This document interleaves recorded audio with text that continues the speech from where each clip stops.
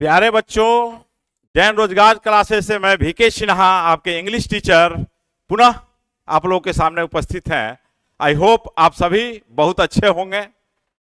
और हम लोग पहले डिस्कस कर रहे थे CHSL के एग्जामिनेशन के पॉइंट ऑफ व्यू से, जो यह अंगार बैच जैन रोजगार क्लासेस लेकर के आया है, जो कि आप में अंगार पैदा कर देगा, जिससे कि आप अपने रिजल्ट को क्रैक करने में सफल होंगे।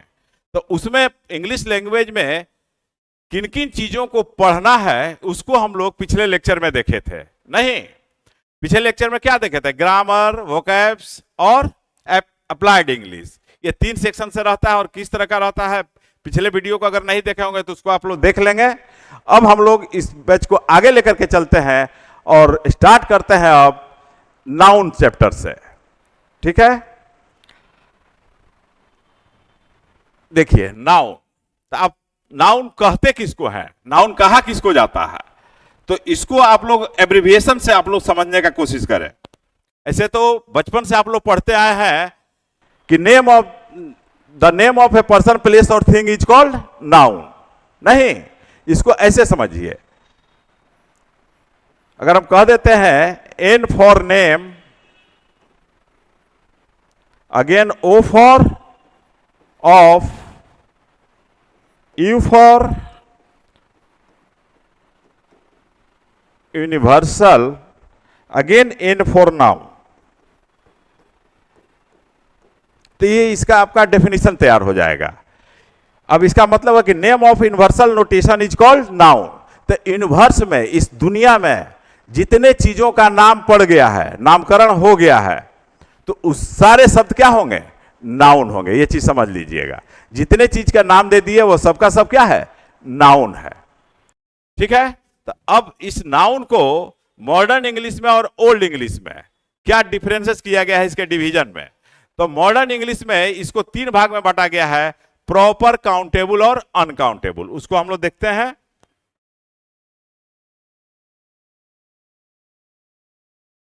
देखिए,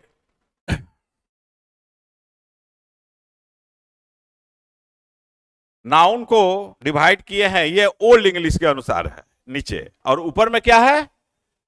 मॉडर्न इंग्लिश के अनुसार। तो मॉडर्न इंग्लिश में उसको 3 पार्ट में डिवाइड किया गया है, प्रॉपर नाउन, काउंटेबल नाउन और अनकाउंटेबल नाउन।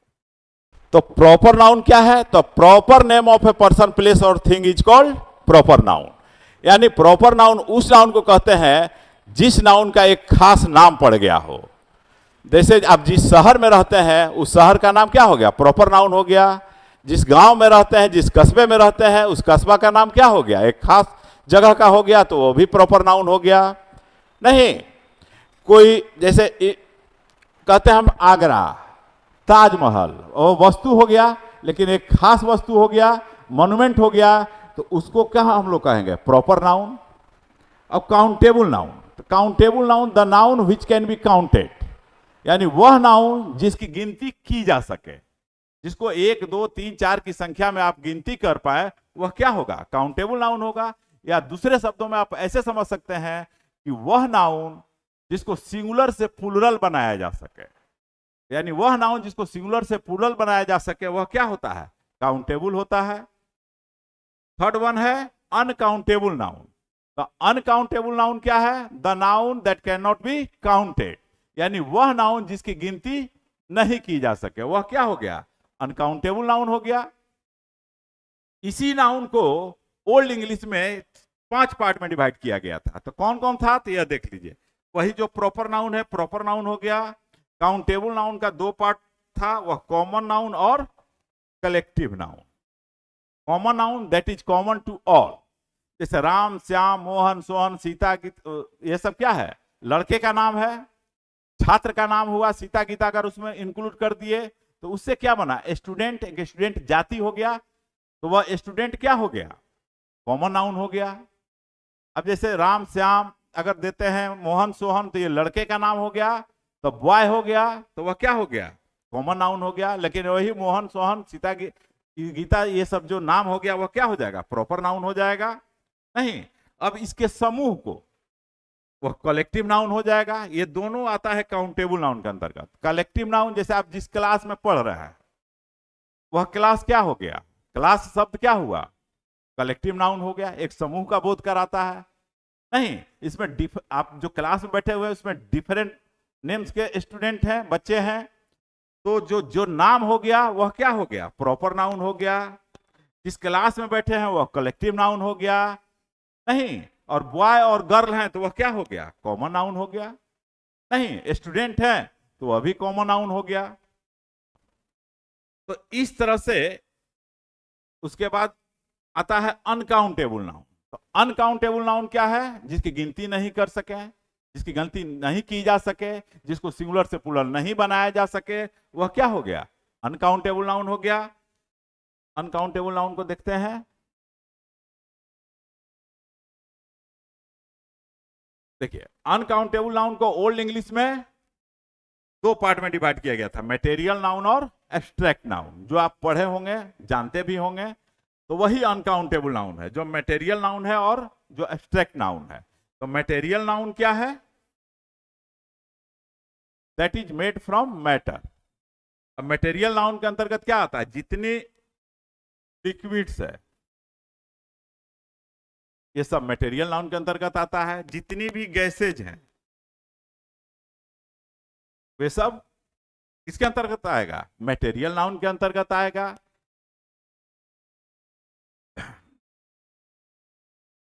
जिसको वेट किया जाए, जिसका वजन किया जाए, तो वह सब क्या हो जाएगा? मटेरियल नाउन हो जाएगा। अब देखते हैं एब्स्ट्रैक्ट नाउन की ओर। तो एब्स्ट्रैक्ट नाउन क्या है?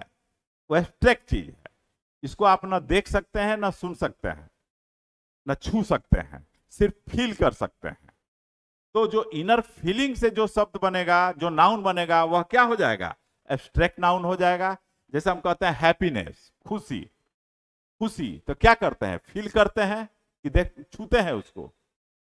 दुख तो वह क्या हो गया? एब्स्ट्रैक्ट नाउन हो गया। तो इसके अंतर्गत आपको आप कह सकते हैं joy, sorrow, sympathy, love, hate, etcetera. ये सब क्या हो जाएंगे? एब्स्ट्रैक्ट नाउन हो जाएंगे। तो इस तरह से नाउन का कॉन्सेप्ट क्लियर हो गया, दिमाग में बैठ गया कि किस तरह का नाउन होता है। ये तो जनरल कॉन्सेप्ट है। अब हम लोग देखेंगे कि कहां से CHSL के एग्जाम में क्वेश्चन इस सेक्शन से किए जाते हैं। नहीं तो किस सेक्शन से क्वेश्चन किए जाते हैं उसको भी हम लोग को देखना है। और ये भी आपको बतला दे रहा है कि नाउन के अंतर्गत 3 टॉपिक आता है, नाउन नंबर, नाउन केस और नाउन जेंडर। लेकिन CHSL जो कि आपका टारगेट है, उसमें आपसे पूछा जाएगा नंबर से रिलेटेड और केस से रिलेटेड प्रश्न। ठीक है, कोई दिक्कत नहीं। अब देखिए, some important nouns often asked in CHSL exams. CHSL के एग्जामिनेशन में किस तरह के क्वेश्चन इस चैप्टर से किए जाते हैं उसको अब हम लोग देखेंगे। तो देखिए, पहला है कंपाउंड नाउन।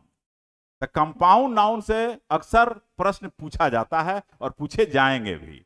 तो कंपाउंड नाउन में कहां से क्वेश्चन किया जाता है वो हम लोग देखें। तो उसके पहले ये समझे कि कंपाउंड नाउन होता क्या है। तो कंपाउंड नाउन वह नाउन होता है जिसमें 2 या 2 से अधिक पद होते हैं। जैसे girl student, boy student, commander in chief, पासा बाई, ये सब क्या है? कंपाउंड नाउन है, जिसमें 1 से अधिक पद है, 1 से अधिक टर्म का यूज हुआ है। तो एक्चुअली इसका सिंगुलर और प्लूरल प्रयोग दिया जाता है, क्योंकि कंपाउंड नाउन डिफरेंट तरह का होगा और डिफरेंट रूल्स को फॉलो करेगा। क्योंकि आप जानते हैं, अगर नहीं जानते हैं तो ये जान लीजिए कि इंग्लिश लैंग्वेज में महाभारत से भी ज्यादा किंतु परंतु लगा हुआ है। और सारे किंतु परंतु को आपको दिमाग में रखना है, तभी आप एग्जामिनेशन को क्रैक कर पाएंगे। ठीक है, किंतु परंतु कहने का मतलब एक्सेप्शन। हर एक रूल का एक एक्सेप्शन है और एक्सेप्शन से ज्यादातर क्वेश्चन किया जाता है कॉम्पिटिटिव एग्जाम्स में। तो अब जैसे देखिए, कंपाउंड नाउन क्या है ये तो आपको बतला दिए। अब देखिए, कंपाउंड नाउन को प्लूरल कैसे बनाएंगे, अगर प्लूरल यूज करना होगा तो कैसे करेंगे। तो ये आपको जानना जरूरी है, क्योंकि ये सेंटेंस में आपको दिया हुआ रहता है, कॉमन एरर के रूप में दिया हुआ रहता है, फ्रेज इंप्रूवमेंट के रूप में दिया हुआ रहता है, फिल इन द ब्लैंक्स के रूप में दिया हुआ रहता है, क्लोज पैसेज के रूप में दिया हुआ रहता है। यानी इतने सेक्शन में इससे प्रश्न दिया हुआ रहता है। आप पिछले साल का जो क्वेश्चन हम लोग डिस्कस करेंगे, प्रीवियस ईयर क्वेश्चन, उसमें देखिएगा कि इसी सब चीजों से प्रश्न पूछा जाएगा, पूछा गया है और पूछा जाएगा। अब देखिए कंपाउंड नाउन्स में आ गया कि एक कंपाउंड नाउन जैसे कि हम कहते हैं commander in chief,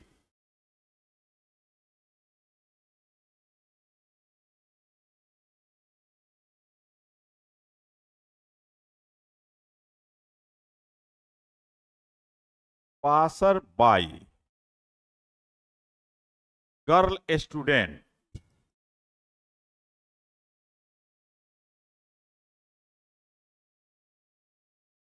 sun in law, तो ये सब क्या है? कंपाउंड नाउन है। अब इसका प्लुरल प्रयोग वाक्य में करके दिया जाएगा, तो अब किस पद में आपको एस, जानते हैं कि जनरल रूल क्या है कि सिंगुलर नाउन के अंत में एस या ईएस लगा दिया जाता है डिफरेंट रूल से, तो वह क्या हो जाता है? प्लुरल हो जाता है। अब मान लीजिए कंपाउंड नाउन दिया हुआ है, तो वैसी स्थिति में आप क्या करेंगे? तो ध्यान रखिएगा, पहला रूल यह होता है कि root word, principal word, main word, सब तीनों का मतलब एक ही हुआ। कुछ लोग बताते हैं कि रूट वर्ड को प्लुरल बना दिया जाता है तो वह कंपाउंड नाउन प्लुरल हो जाता है। कुछ लोग कहते हैं कि प्रिंसिपल वर्ड को प्लुरल बना दिया जाता है, या कुछ किताबों में भी लिखा हुआ है इस तरह से। मेन वर्ड भी उसी को कहेंगे। तो कंपाउंड नाउन को जब भी प्लुरल बनाना हो तो उसमें आपको देखना है कि रूट वर्ड कौन है, उसी रूट वर्ड को आपको प्लुरल बनाना है। जो जनरल रूल है एस सी एस लगाने का, उसी रूल के अनुसार आपको प्लुरल बना देना है, वह सेंटेंस में वह प्लुरल हो जाएगा। तब जैसे देखिए कमांडर इन चीफ दिया हुआ, तो चीफ तो का मतलब होता है मुख्य, तो आपके एग्जामिनेशन में कमांडर इन चीफ्स दिया हुआ रहेगा, ठीक है, या commander in chiefs.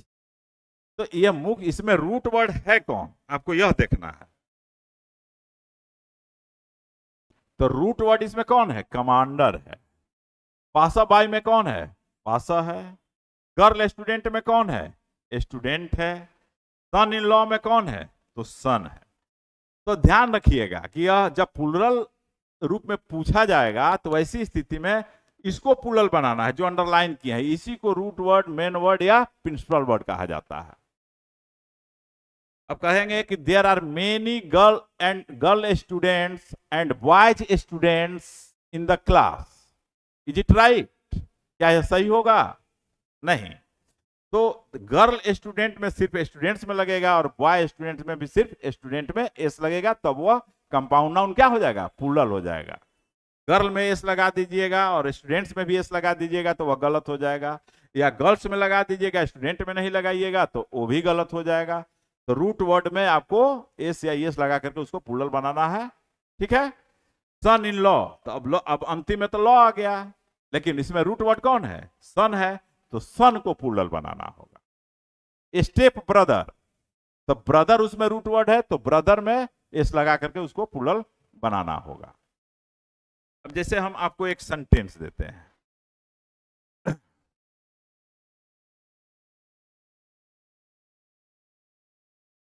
All his daughters in lodge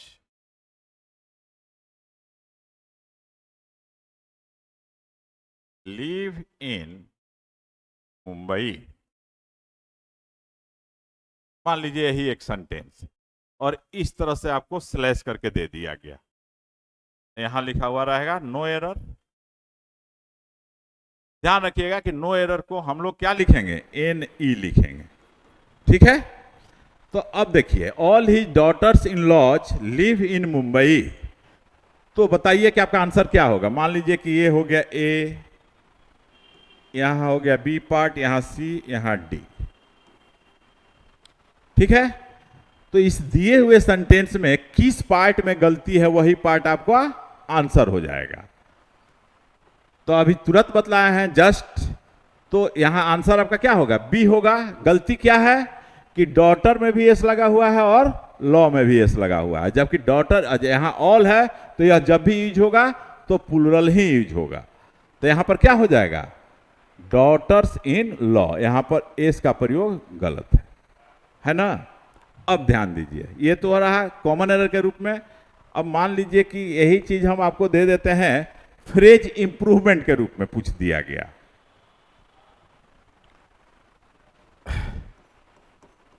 He has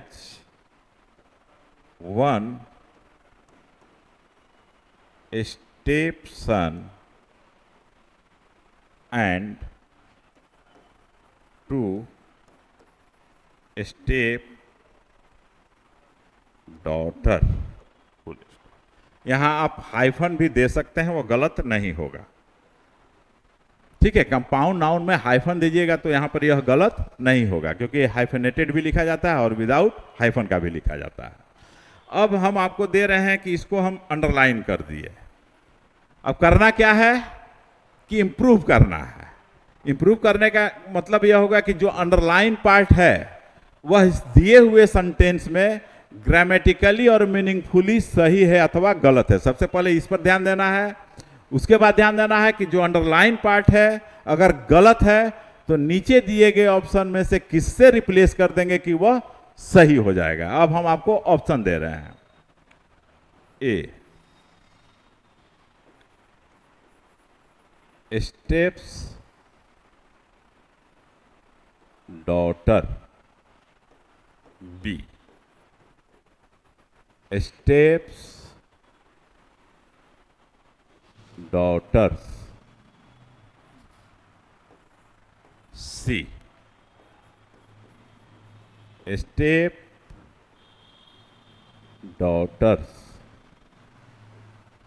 और डी में रहेगा नो इम्प्रूवमेंट।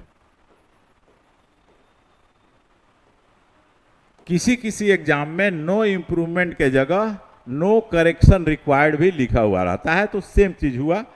अब इसमें करना क्या है आपको कि अगर यह गलत है, अगर यह सही है तो आपका आंसर क्या हो जाएगा, नो इम्प्रूवमेंट या नो करेक्शन रिक्वायर्ड, जो भी आपके ऑप्शन में है वह हो जाएगा। अगर यह अंडरलाइन पार्ट गलत है तो इस दिए हुए ऑप्शन से किससे रिप्लेस कर देंगे कि यह सेंटेंस सही हो जाएगा। तो यह इंप्रूवमेंट का प्रश्न हो गया। तो यहां पर क्या हो जाएगा, देखिए, तो थर्ड ऑप्शन सही है, सी। यानी आंसर आपका क्या हो जाएगा, सी हो जाएगा। होगा ना, सी हो जाएगा, क्योंकि स्टेप डॉटर में रूट वर्ड कौन है, डॉटर है, और यहां टू लगा हुआ है, यानी कि यह नाउन प्लूरल यूज होगा।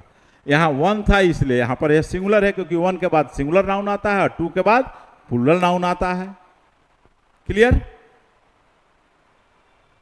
उम्मीद करते हैं कि आप समझ गए होंगे इस चीज को। ठीक है, तो फिर अब हम लोग आगे बढ़ते हैं, नेक्स्ट क्वेश्चन देखते हैं।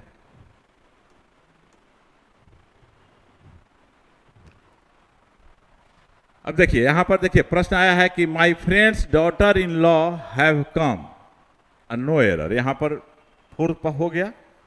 ठीक है, ये एनडीए में भी पूछा हुआ है और एसएससी 2021 में भी पूछा हुआ क्वेश्चन है।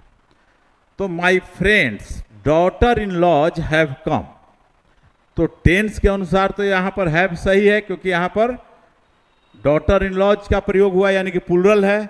लेकिन यहां आंसर आपका क्या होगा, टू होगा। क्यों टू होगा कि ये डॉटर इन लॉ जो लिखा हुआ है यह प्लूरल सेंस में गलत है, क्योंकि डॉटर इन लॉ का प्लूरल क्या होता है, डॉटर्स इन लॉ। यहां एस नहीं लगेगा, यह एस कहां आ जाएगा, यहां आ जाएगा। यानी आपका आंसर क्या होगा, टू होगा।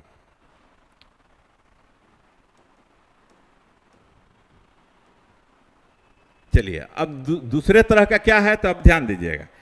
कुछ कंपाउंड नाउन ऐसा होता है, कुछ कंपाउंड नाउन ऐसा होता है जिसमें कि मैन और ओमैन शब्द लगा हुआ रहता है, यानी कंसिस्ट्स ऑफ मैन और ओमैन। वो ऐसा कंपाउंड नाउन, जैसे हम कहते हैं मैन सर्वेंट, वुमेन ड्राइवर, मान लीजिए हम इस तरह से कंपाउंड नाउन हो, ये भी तो कंपाउंड नाउन है, यहां भी आप हाइफन दे भी सकते हैं, नहीं भी दे सकते हैं, दोनों स्थिति में सही है। तो मैन सर्वेंट या वोमेन ड्राइवर, यह क्या हुआ, एक कंपाउंड नाउन हुआ। अब मान लीजिए कि यही सेंटेंस में जब दे दिया जाए प्लूरल सेंस में, तब क्या करेंगे, अब तो आप ढूंढने लगेंगे कि इसमें रूट वर्ड कौन है, तो रूट वर्ड कौन है, सर्वेंट और ड्राइवर है, इसमें एस लगा देंगे तो प्लूरल हो जाएगा। लेकिन नहीं, वह कंपाउंड नाउन जिसमें शब्द लगा हुआ हो मैन और वोमेन, तो उसको प्लूरल बनाने के लिए दोनों टर्म को यानी दोनों पदों को प्लूरल बनाना होगा, तब जाकर के वह नाउन क्या होगा, प्लूरल होगा। यानी अगर मैन सर्वेंट को अगर आपको प्लूरल बनाना होगा तो लिखना पड़ेगा मैन का प्लूरल क्या होता है,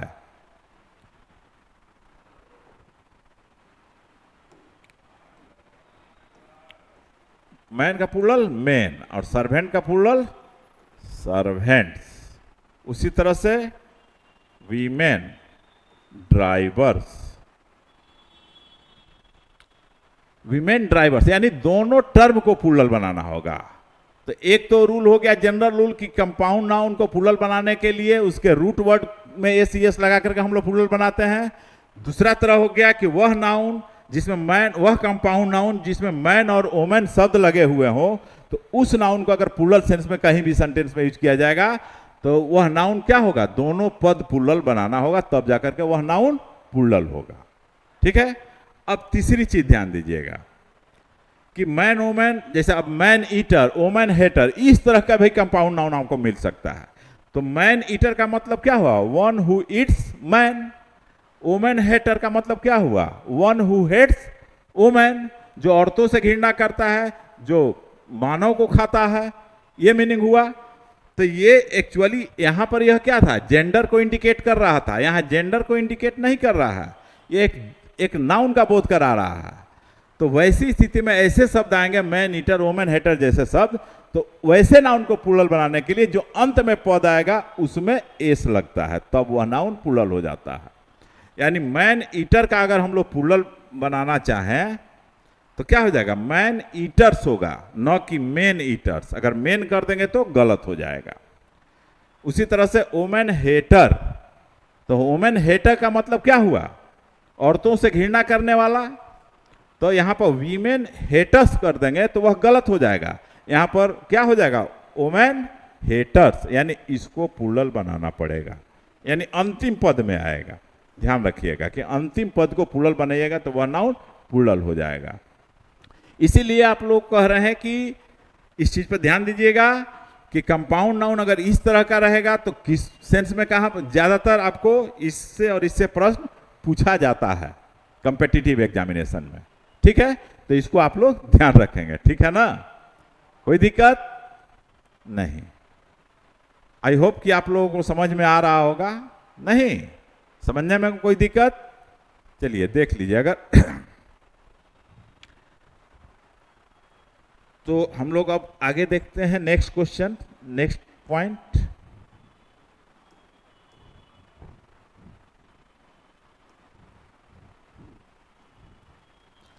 तो नेक्स्ट पॉइंट हम लोग नेक्स्ट क्लास में डिस्कस करेंगे। नहीं तो एक चीज ध्यान रखिएगा कि यूं ही नहीं मिलती मंजिल, जज्बा जगाना पड़ता है।